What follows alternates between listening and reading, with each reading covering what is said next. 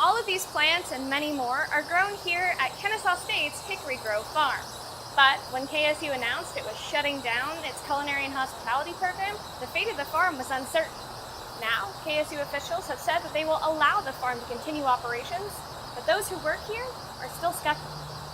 Whenever you have a threat to your career and your chosen path, it's going to have an impact. And so morale was very low for a while. Michael Blackwell moved from Colorado to work as the operations manager at Hickory Grove Farm. When he was told in October the farm might be closing as early as next year, production slowed down and almost stopped. So some of the crops that we would be harvesting next year, we would technically be planting the seedlings now.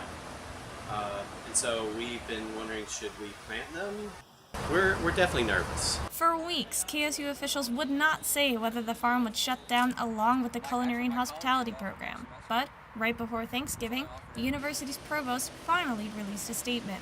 In only 2 sentences, KSU announced the farm would stay open, quote, as long as it remains financially viable. But Blackwell says that doesn't fix everything. Just because we got news that we potentially might continue doesn't erase all of that. We still have some anxiety about, well, what does financially viable mean? And when will that be determined? And Blackwell's not the only one who's hesitant to celebrate. Next week, who knows what we'll hear, or 2 weeks from now, who knows? So we all stay pretty reserved about feelings either way. Even though the farm is staying open, Stephen Carpenter is losing his full-time job. I have to go back to being a 20-hour-a-week employee, which does affect, my bills and everything. Despite the impact on his job, Carpenter hopes the farm stays open and continues to grow. He says the best way to increase the farm's exposure? Not trying to make it a production facility. It's great that we do produce food for the commons, but I think that there's a lot more benefit to this property than just the production side. I think there's a lot of knowledge that can be, shared and expanded on out here.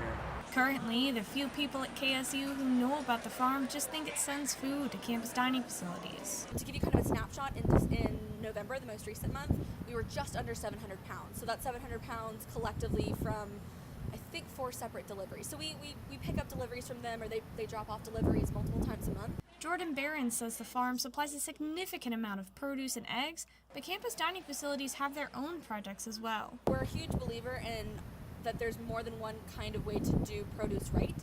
So that's kind of a larger scale organic model. Composting, growing herbs, and integrating a farmer's market are all ways the dining facilities make their own effort at sustainability.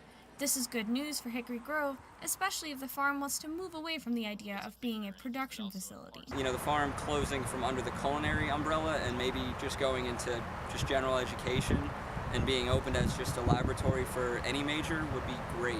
The farm has opportunities for students to study fungi and plants in the forest, incorporate livestock and apiaries into learning labs, and take water samples from the natural pond for biology courses.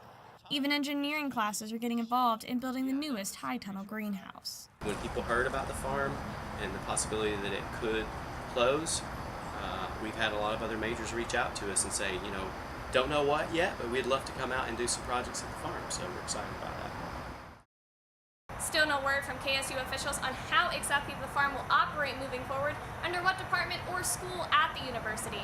But Blackwell and everyone who works here plans to push onward, in their words, cautiously optimistic. At Hickory Grove Farm, Sierra Hubbard, KSU Capstone News.